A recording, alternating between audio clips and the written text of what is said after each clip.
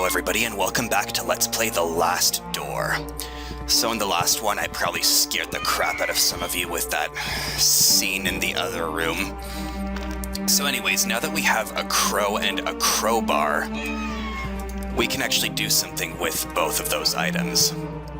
For now, let's head back upstairs and thankfully all those scary crows are gone. And we're actually going to use the crowbar to remove all of the nails that we saw on that door that was shut. Just in the center of the hallway over here.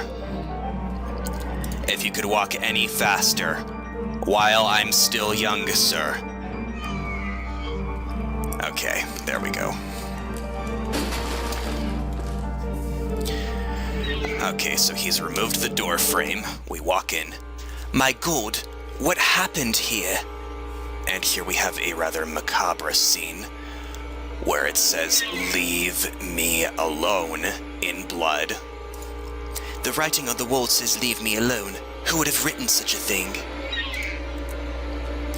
The lifeless body of a woman. It has been here for a few days. It looks like she is clutching a note in her hand. Let's have a look at it. And since this is an old lady voice, and you all know how much I love to do old lady voices. Hello, I am writing what will surely be my final thoughts. My last lines, hello. My last breath, hello. I do not know what kind of dark power has turned my husband, hello, into what he is now. A stranger, hello, with a look of bereft of all sanity, compassion, and human warmth. Hello. Hello, I do not know what shadow has slowly darkened our lives. I do not know this foreign guest now dwells in our souls. Hello. I do not know where it is from, but I am sure it is not from this world. I will meet my brothers and sisters soon. I will be free from this abyss of madness and fear. Soon I will stop trembling. And in case you guys didn't hear that, something fell. A simple long hairpin. Let's take that. And here we've got a bunch of other crap. It is a letter. Dear Margaret, blah, blah, blah. Don't really care. Sorry, but as I've said before, I'm not going to go through all this crap. I cannot go on. All is lost. It's a diary page. I cannot just stand there, stare as they watch me, they judge me, they despise me. I know they think I am not worthy of this family, but who are they but dust and bones? A memory. Leave me, I do not need you. And we've got an old wheelchair. Nothing of interest on this dressing table. Okay, let's continue onward. A woman of strong features and dark hair. She has a bold look in her eyes. Now, I don't know if some of you were able to hear this, but there's a tapping noise that's coming from the left. There is a big raven perched outside the window, tapping on the glass with its beak. Now, unfortunately for the time being, there's not much that we can do with that. A portrait of Anthony standing beside a mounted wildcat or some lynx. The paint looks fresher around the animal's head. Strange. A man with blonde hair. I feel as if I've seen him before. The young woman, not yet in her 20s, stares defiantly back at me. I hate it when paintings have that really creepy look in a person's eyes where wherever you walk around in the room, that person somehow is able to stare back at you. Very eerie indeed. Anyways, if you remember in the previous episode, we're able to go into this room, where there's the window here, and we needed a tool to be able to get in there, so we're going to actually use the hairpin. Using the hairpin, I have managed to spring the latch with ease, and then we get the heck out of here. And here we have an interesting room. A lynx mounted and stuffed. This is a fine work of taxidermy. Some sort of spilled chemical product. It smells strongly of vinegar. A can of paint thinner. Why don't we take it? It might be useful. The remains of chemical experiments.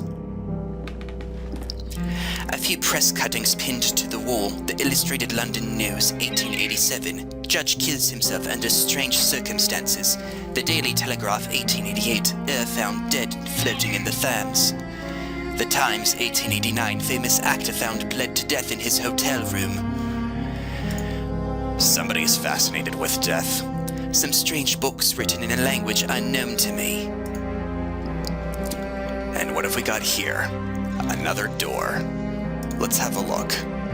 So this actually leads back to our hallway, but we're actually not quite done with this room just yet.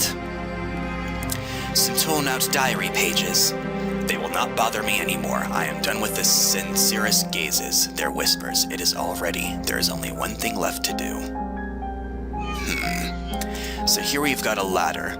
On top of the ladder there is a trapdoor with a keyhole, reinforced with gold. Let's try climbing up. The gold-enforced trapdoor is locked. I need to find the key. Of course it is. Let's have another look at this lynx. Okay, so we can't do anything with the paint thinner, and it doesn't work with our crow. I dampened the cloth with paint thinner. So now let's use our wet cloth. Or actually, no, what am I doing? I'm getting ahead of myself here. We will actually return back to the room with all of the paintings that we saw earlier. And if you recall the one painting where our character here had commented that that the paint seems to be wet around the animal more than anywhere else, or fresh, let's use it on that painting.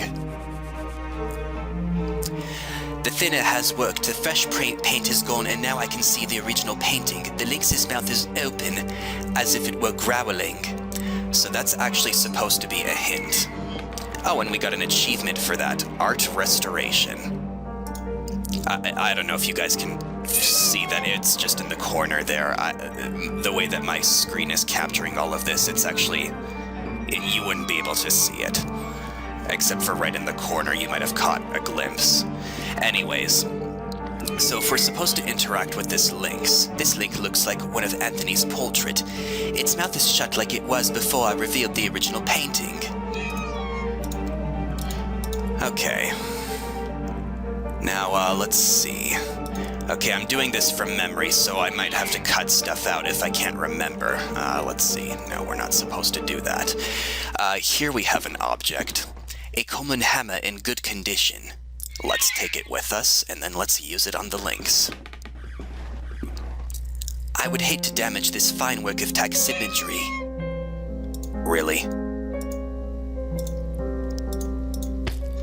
Well, let's beat up our bird then. I have to put an end to the poor creature's suffering. And then let's feed it to our kitty. Okay, no, I guess that's not what we do. Okay, so we have a dead crow.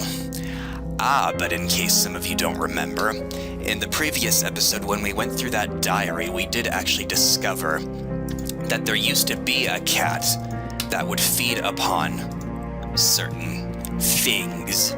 So why don't we go back into that room and give it a visit? Who knows, maybe that cat is still around. And you can actually double-click to make him automatically go to the next screen, so it's not so damn long and tedious. Anyways, here we are, and let's place our crow friend into the bowl. I have laid the crow in the bowl. The cold wind of the evening is a relief in this suffocating atmosphere. And let's get out of this room, cause there's no need for us to be in here anymore. And I guess we could go back into the basement. I don't think we missed anything in here. Although I gotta say, it is really atmospheric in here. A small pile of firewood, twigs, and chunks of dry bark. Okay, let's move on a little further. The boiler looks like it's been out of use for a long time. So this was actually not an office, this was the basement, because boilers are always in basements. Although I don't know why they call it a boiler room. Or where the term basement even originated from, but whatevs. I hear something in the distance. It sounds like a lament. It sounded more like a cat meowing to me. Let's go back into this room. Where did the crow go? So here we have a bloody trail, sorry. And if we examine the hole here, there is a tiny dark hole in the wall. I know another tiny dark hole. Harp, harp, harp. Okay, I know this seems kind of redundant, but we're actually going to go back into the basement. The sound is louder down here. And if you listen carefully, that really does sound like a cat. Meow. Anyways, so here we have some sort of wall. The cat seems to be behind this wall, so we'll use our hammer. And that really does sound quite realistic for a pixelated game. A black cat is staring at me, but wait, its eyes are missing! Well, that totally isn't scary. Good lord, it almost ripped my eyes out. It has run away into the dark. There is an open chest with a dark cloak, a mask, and a machete! No, I'm joking. A high five to anybody who got that reference. This knife could be useful. There's nothing else useful here. So we did all of this just for a freaking knife. And it's pretty obvious what we're gonna do with that knife next. Well, maybe not too obvious. But in any case, I'm gonna make certain cuts because sometimes these scenes do take a bit of a while for this jackwagon to hurry up and walk over there, so I will meet you guys back in the room where there was the lynx. Okay, so we're back in the room with the lynx, and we shall use our knife on that lynx statue. I managed to get the lynx's mouth open. There's a golden key inside. And you all know that the key is for this trapdoor up here.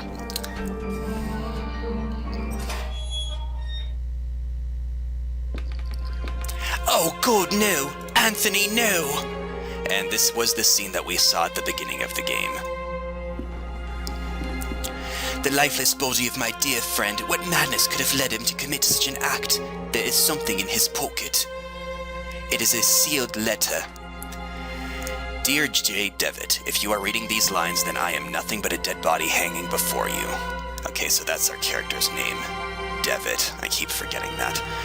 I write to you in my last shreds of lucidity. You are one of my oldest friends, and when I sent you this letter asking you to come here, I did not doubt for one moment that you would. Had you failed me this evening, everything would have been lost. I have found myself involved in a series of horrible incidents. For reasons beyond my comprehension and sanity, I have become a total stranger to myself and my closest relatives, capable of the most indescribable and atrocious acts. I cannot give you any more details at this time. I must ask that you go immediately back to the boarding school where we made that pact, where we all swore on our honor that sentence that would protect us. This letter must not reach anyone else, so it is imperative that you destroy it immediately. The lives of the rest of the group, and yours too, are in great danger. Do not delay. They are already waiting for you. Seeing is believing, Devitt. Do not forget that. Always your loyal friend, Anthony Beechworth. Ow, my ears. Ow, my heart. My heart, my freaking heart, that scares the bejesus out of me. And there you have it. The last door. Or so far, anyways. The adventure will continue in episode 2. So I'll see you guys in episode 2. Bye for now, everybody.